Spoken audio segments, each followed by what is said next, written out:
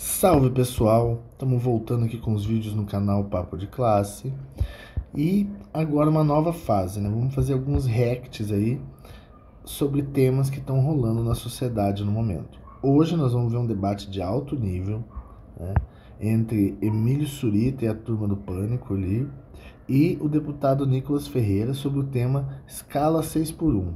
Então vamos ver quais são os belos argumentos que esses senhores estão trazendo pra gente. Não conhecia aí, muito meritório e fico feliz com isso. Obrigado. Agora, não é que nós caímos de uma casca de banana. Basicamente, a esquerda ela tem todos os meios para poder se criar uma narrativa. E é muito fácil criar uma narrativa. Basta você pegar alguns influenciadores de TikTok que são formados em opinião, colocá-los para poder denegri-lo, mudar de fato o que está acontecendo, algumas páginas de fofoca, pegar falas sem contexto e pronto, você tem uma narrativa extremamente criada. Esclarecendo. Então, o Nicolas está acusando a esquerda de criar uma narrativa, de usar influencers, televisão, apresentadores, para construir uma narrativa sobre a escala 3x1. Eu acho que isso não é bem a esquerda que faz, né? A gente viu desde o governo Bolsonaro a utilização aí de influencers, de apresentadores, de rede de TV igual a Jovem Pan mesmo, que é basicamente a voz oficial da extrema-direita no país, uma rede de televisão e rádio que fica o dia inteiro propagando fake news, teoria da conspiração, né? O programa Pânico mesmo é o carro-chefe disso, né? Tá aí todo dia, meio-dia, na rádio aí de vários Ubers aí pelo Brasil afora. Então, não foi bem a esquerda que faz essa prática, né? Inclusive, a gente lembra que no governo Bolsonaro, né, teve o escândalo que ele liberou lá milhões de reais para apresentadores como Ratinho, influencers digitais, né, para defender as políticas do governo, né? E também a gente lembra como eles usaram as redes sociais para distorcer a realidade, né, sobre a pandemia, né, sobre os ataques terroristas do dia 8 de janeiro. Então, esse papo do Nicolas aí não cola, né? Essa prática é deles, não nossa. E para todos, o primeiro ponto sobre a escala 6x1, eu não sou contrário ao fim dela. Mas, Nicolas, por... Não é contrário, então assina, acabou o debate, bola para frente. Então você não assinou a PEC? Porque a PEC não diz respeito a isso. Ela... A PEC dos 6x1 não diz respeito ao 6x1. Diz respeito ao quê? Vamos ouvir o bacharel. Põe uma escala de 4x3, onde ela não vê, inclusive, os impactos socioeconômicos disso. Ontem, a propositora dessa PEC respondeu que não tinha o impacto econômico. Quem que tá criando narrativa mesmo? Falando que a escala 6x1, o projeto da escala 6x1 não é sobre a escala 6x1, tá preocupado com os impactos socioeconômicos, né? Ele tá preocupado com o que vai acontecer com os patrões, né? Eu vou dizer para ele o que vai dizer com os trabalhadores, que é quem diz que ele diz que representa, né? Que é os mais pobres, que ele diz que está preocupado. Com os mais pobres vai ter mais tempo para cuidar da saúde, mais tempo para o lazer, mais tempo para a família, mais tempo para cuidar da saúde mental. Vai ter um trabalhador mais descansado, mais saudável. É isso que vai acontecer. Esses são os impactos socioeconômicos. Financeiro, socioeconômico disso para o Brasil. E eu não vou ser irresponsável de simplesmente por pressão de uma medida populista que, no fim das contas, gera desemprego, gera inflação e que eu sei. Ué, ele tá falando que não tem estudo socioeconômico, agora ele tá falando que vai gerar desemprego, que vai gerar inflação? Da onde que ele tirou esses dados? Tirou lá daquele lugar mesmo, aquele orifício do corpo dele lá, porque se ele falou que não tem estudos, agora ele tá falando que vai gerar impactos aí de inflação e desemprego. Faz sentido isso não, Nicolas? Que na ponta da linha quem vai sofrer é o mais pobre? Simplesmente... Não, o mais pobre vai ser o beneficiado. Eu acho que ele tá confundindo, né?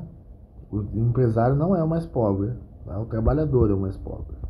Isso sem nenhum tipo de responsabilidade. O que eu sou a favor é de uma flexibilização, inclusive, sou o contrário a diversos. Quando esses liberais de meia pataca aí falam em flexibilização, a gente já sabe o que eles querem, né? Eles querem desregulamentar as relações trabalhistas para os patrões poderem fazer o que quiser, né? A reforma trabalhista foi nesse sentido, né? A reforma da Previdência foi nesse sentido. É isso que eles querem, né? Eles falam em liberdade de negociação entre o patrão e o empregado. Agora a gente que é trabalhador, que é empregado, a gente sabe, não tem negociação igual. O patrão impõe e você tem duas opções: aceitar o que o patrão impõe ou ser demitido, né? Então, essa flexibilização que eles querem aí é ferrar o trabalhador. Os pontos da própria CLT que teve como inspiração a Carta de Lavoro, né? Outra bobagem. A CLT não tem nada a ver com a Carta de Lavoro do Mussolini. Isso aí é uma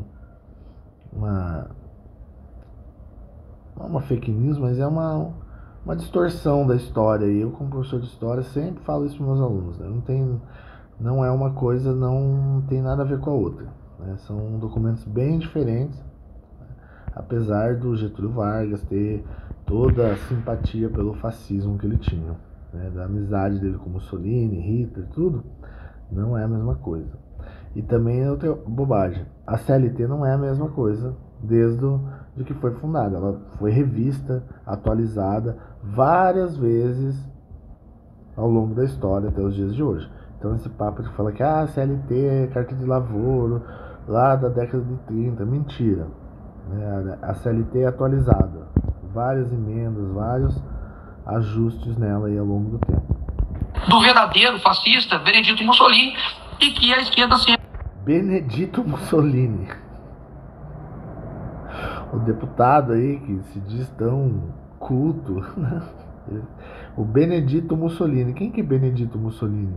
Pesquisem no Google aí, quem estiver assistindo, pesquisa no Google, Benedito Mussolini. Não existe, né? Benito Mussolini. Exaltou, e agora as pessoas estão percebendo, não tanto, mas estão começando a perceber que, na verdade, quem é explorado é o trabalhador e o empresário pelo... Sim, porque o trabalhador e o empresário são explorados no mesmo nível. Mesmo tadinho do empresário, né? Ele faz uma bondade de contratar os trabalhadores. Não é porque eles produzem para a empresa dele, não. É porque ele é bonzinho, porque ele sofre muito com isso. Estado, que o trabalhador ganha seus R$1.400, o empresário que se arrisca para lucrar e daqui a 10, 20 anos ele quebra, enquanto isso o Estado que nada te devolve tem... O Estado que nada te devolve. Não devolve pro Nicolas, né? Que deve ser um playboy que nunca pisou num hospital público, nunca pisou numa escola pública.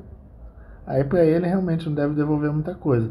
Agora, para a grande maioria da população que precisa de educação pública, precisa de saúde pública, precisa de transporte público, é com o dinheiro desses impostos aí que isso tudo é garantido pra gente. Então o Estado devolve uma... né? Podemos questionar isso, podemos brigar para melhorar, devemos, mas o Estado devolve sim, Nicolas.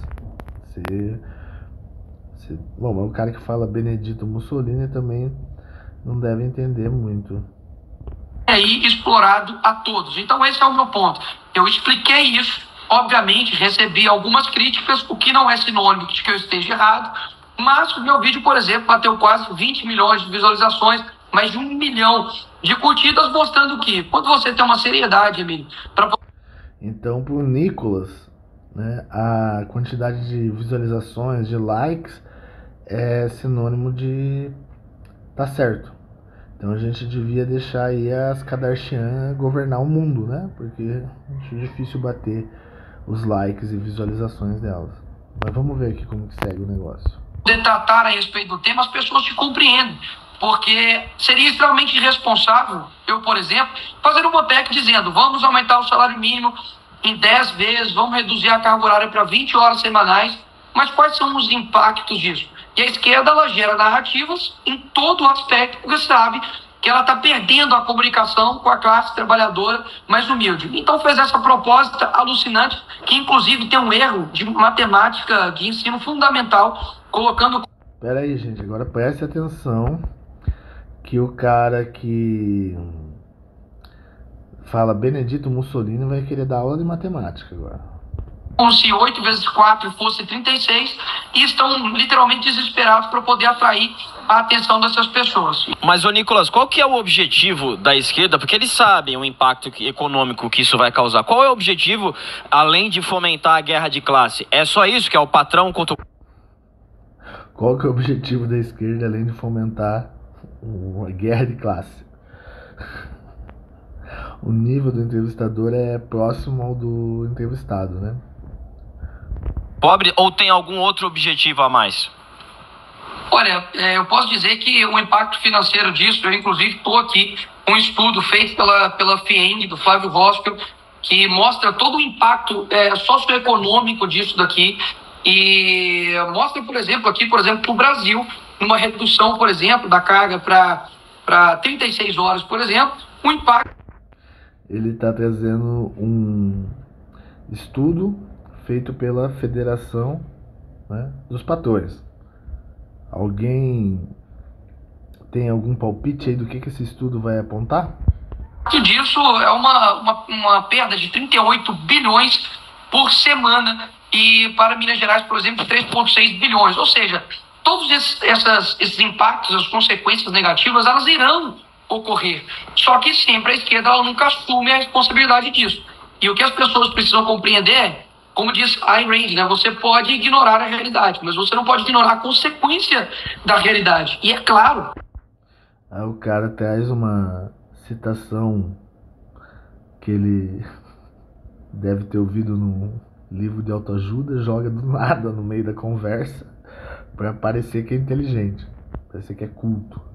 A esquerda tem perdido a comunicação com a classe, né, trabalhadora mais comum, e brinca com o sentimento dessas pessoas, prometendo uma impossibilidade que, no fim das contas, só vai gerar pobreza. Essa impossibilidade já é realidade na maioria dos países da Europa, né, em vários países pelo mundo, né, mas aqui para o Brasil não pode, né. Aqui é capitalismo periférico, eles querem exploração máxima, né? Inclusive para garantir os direitos de trabalhadores na Europa, né? Eles exploram aqui e lá eles conseguem dar uma vida melhor para os trabalhadores de lá. E esses deputados da extrema-direita, eles estão todos a serviço desse capitalismo financeiro internacional. Eles têm essa síndrome de vira-lata, né? De que nós temos que sofrer aqui porque nós não somos tão evoluídos como os Estados Unidos e Europa, como se o desenvolvimento dos Estados Unidos e Europa não fosse porque eles exploraram a América, a África e a Ásia. Eu quero lembrar aqui de alguns casos, por exemplo, na reforma trabalhista, que foi feita pelo Temer, houve diversas manifestações da esquerda, fora Temer, colocando ele como o inimigo do trabalhador, e no fim das contas o que gerou? Uma maior flexibilização, inclusive, dos novos... Isso, flexibilização é retirada de direitos, é um eufemismo. Então quando ele fala ali que a reforma trabalhista gerou uma flexibilização, é porque diminuiu o direito dos trabalhadores. Agora eu queria perguntar para eles, né, onde estão, né, os milhões de empregos que a reforma trabalhista ia criar. Porque segundo eles, retirando os direitos, os patrões iam contratar mais. O que a gente sabe que é mentira. O que aumenta a contratação não é o custo do trabalhador. O que aumenta a contratação é o aumento da produção. Se for produzir mais, vender mais, o patrão vai contratar mais. Se não aumentar a produção e reduzir o custo do funcionário, ele vai só lucrar mais. Que foi isso que aconteceu com a reforma trabalhista. Ela não fomentou o aumento da produção, não gerou emprego. Só aumento de produção que gera emprego. Tipos de trabalho, como por exemplo o home office, mas eles fizeram uma narrativa absurda. Você tem em 2013 a PEC das domésticas, que da mesma forma, toda a mídia, toda a esquerda acabou com quem votou contrário. Inclusive, um dos que votou contrário foi Jair Bolsonaro, tomou pancada até falar chega, e 10 anos depois O que aconteceu? Resultado: 75% das domésticas viraram diaristas, perderam sua estabilidade. Dados da onde? O que aconteceu é que as famílias aí de classe média alta não podem mais ter aquela trabalhadora que é como se fosse da família e que vive num regime análogo à escravidão, que não tem carteira assinada, que não recebe nenhum salário mínimo, mas ganha tapinha nas costas e é chamada de tia pelas crianças. E escuta o patrão, a patroa falar que ela é quase da família, né? Então o Nicolas devia assistir aquele filme Que Horas Ela Volta lá, né? Mas também não sei se vai entender, né? E carteira assinada, ou seja, a esquerda não assume a culpa disso. Em Seattle, agora, né, em 2022, também mais uma vez, pela esquerda, colocou ali o aumento de $26, né, por hora de todos os trabalhadores de aplicativo. O que aconteceu? O resultado disso? Redução de de 300 mil menos pedidos na plataforma e uma geração de desemprego. Ou seja, a esquerda ela sempre te oferece um paraíso. Então, a esquerda sempre te oferece coisas ruins, assim, né? A esquerda, ela brigou para não ter redução dos direitos trabalhistas na reforma trabalhista, brigou para que as empregadas tivessem carteira assinada e para que os motoristas de aplicativo ganhassem um mínimo, né? E isso, segundo o Nicolas, é muito ruim para a economia, né? Ele diz que diminuiu o número de motoristas de aplicativo, né? Não é porque é um trabalho precarizado, onde os trabalhadores não têm segurança nenhuma, né? E que quem está ali está sempre procurando outra oportunidade. Não, pelo menos a maioria, né? É porque a esquerda brigou para que as plataformas tivessem que pagar um mínimo. E na verdade te entrega o inferno. E deixar aqui um ponto interessante: agradecer à esquerda, né, por me colocar como se eu fosse o culpado por todas as coisas do Brasil, e ignoram, por exemplo... Não, Nicolas, você não é tudo isso não, cara. Você é só um piá que tem visibilidade na internet, conseguiu se eleger deputado falando merda. Que a produtividade do brasileiro ela é muito baixa, não porque o brasileiro é preguiçoso ou porque ele é inerte, é porque nós temos todo um contexto brasileiro que faz com que a produtividade caia, como, por exemplo, a insegurança. Hoje o trabalhador ele é roubado com o celular, por exemplo, na fila pro ônibus, do ponto de ônibus, e ele tem que arcar com aquilo. E esse dinheiro vai sair de onde? Dele, ele tem que pagar em 12 vezes. Você tem uma mobilidade urbana horrível. O Nicolas está defendendo que o Estado dê celular para as pessoas? Não sou contra não, acho que seria uma boa. Mas acho que vamos começar a chamar ele de comunista. Que faz com que a pessoa demore 1, 2, 3 horas para chegar no trabalho. Você tem uma educação precária, que não gera pessoas com uma boa qualificação de mão de obra. Então, eu trago uma reflexão para as pessoas, que foi isso que eu fiz no meu vídeo, de olhar para que existe todo um Estado que está acabando com a sua vida.